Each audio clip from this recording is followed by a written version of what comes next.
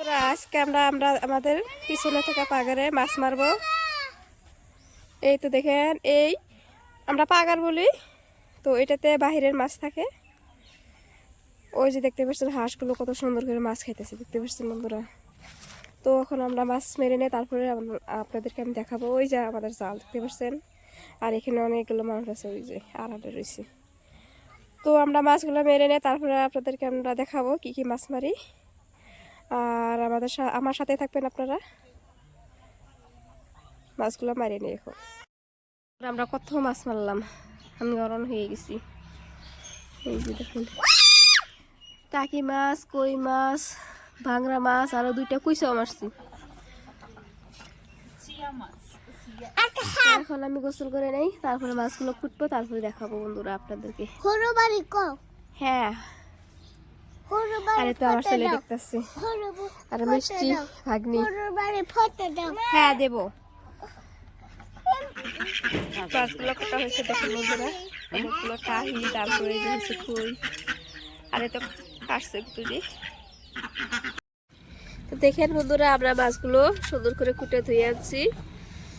অনেকগুলো টাহি মাছ, আর এই তো এটা কুইসা মাছ। তো এখন আমরা রান্না করে নিব। রান্না করার জন্য কড়াটা উড়ানে বসাতে হয়েছিল, গরম হওয়ার পরে পেঁয়াজ দিয়ে দেওয়া হয়েছে, তারপরে এখানে পরিমাণ মতো তেল দিয়ে দিলাম। আর এখানে আমরা সবজিগুলোতে কী কী মাছ দেবো সেটা মানে বেছে নিতেছে। তো এখানে কয়টা কই দিয়ে দিলাম, আর কয়টা টাহি মাছ দিয়ে দিলাম, তারপরে এখানে দিয়ে দিলাম কয়টা গোটা জিরা।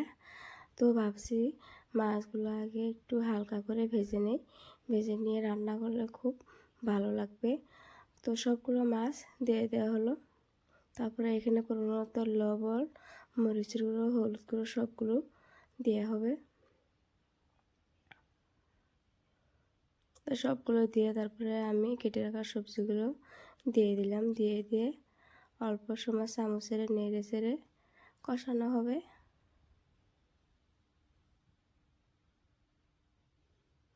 তারপরে এখানে দিয়ে দেওয়া হলো রসুন বাটা। তো এখানে আছে বেগুন, সিম, আলু। তো বেগুন সবজির মধ্যে রসুন বাটা দিলে অনেক ভালো লাগে, সেই জন্য রসুন বাটা দেওয়া হলো। তো বন্ধুরা, মাটির চুলার রান্না কিন্তু সেই স্বাদ লাগে। অনেক দিন হলো মাটির চুলার রান্না খাই না, সেই জন্য ভাবছি আজকে মাটির চুলা রান্না করব। গ্রামের বাড়িতে চলে এসেছে, সেই জন্য মাটির চুলা রান্না করছি। তো এখানে পরিমাণ মতো পানি দেওয়া হইল।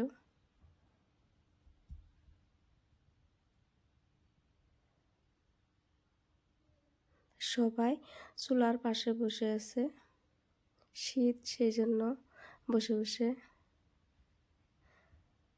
আগুন তাপাইতেছে। আর এই তো দেখতে পাচ্ছেন আমার রান্নাটাও শেষ হয়ে গেল। খুব সুন্দর রান্নাটা হয়েছে। তো রান্নাটা কেমন হলো আর মাছগুলো কেমন হয়েছে প্লিজ বন্ধুরা আপনারা কমেন্ট করে জানাবেন।